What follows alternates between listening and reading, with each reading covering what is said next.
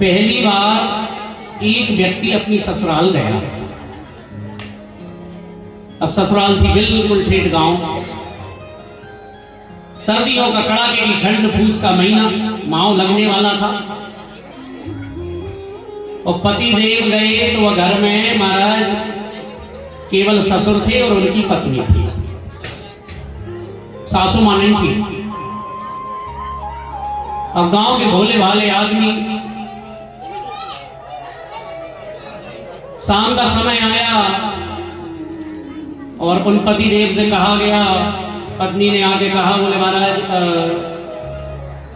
भोजन कर लो, भोजन ब्यारू, ब्यारू कहते हैं शाम के भोजन को।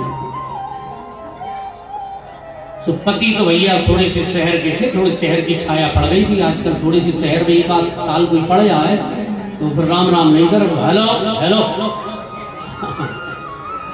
तो पति ने कही कि हम नाश्ता वगैरह करे आए।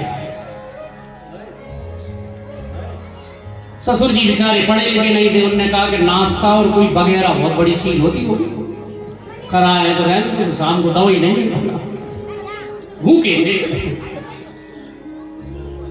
फिर कहा क्यों आपके लिए बिस्तर लगा दें, हम हमारे घर तो नहीं है इतने कपड़े, कहीं से गद्दा रजाई ले आए। तो पति देव बोले नहीं नहीं, शॉल वगैरह है, एक शॉल लेगा कि पत्र। तो ससुर जी ने सोची कि वो शॉल और वगैरह मतलब कोई बहुत बड़ी रजाई हो तो होगी वगैरह, अपन पढ़े लिखे नहीं।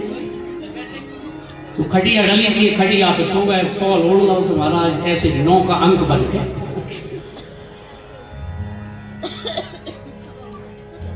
9-10 बजे और जैसे ही 11 बजने वाले थे, बाप ने बेटी से कहा, बोली बेटी एक काम करो, नाश्ता वगैरह खाए भाई हैं, रात में पानी भी तो पिए, सुबह ने पानी दिया।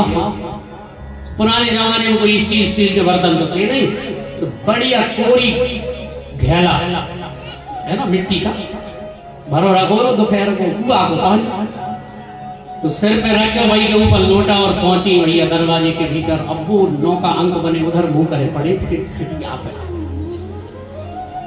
अब पुराने जमाने में क्या था कि ज्यादा बात नहीं करते थे पति पत्नी ससुराल में माता पिता के सामने। तो पत्नी ने कहा ले ओ, तो पति की नींद खुल गई। पति ने सोचा कचरा इलाई हो, फिर दोबारा कहा ले ओ। पति ने भाई से डले डले कर डाल दो।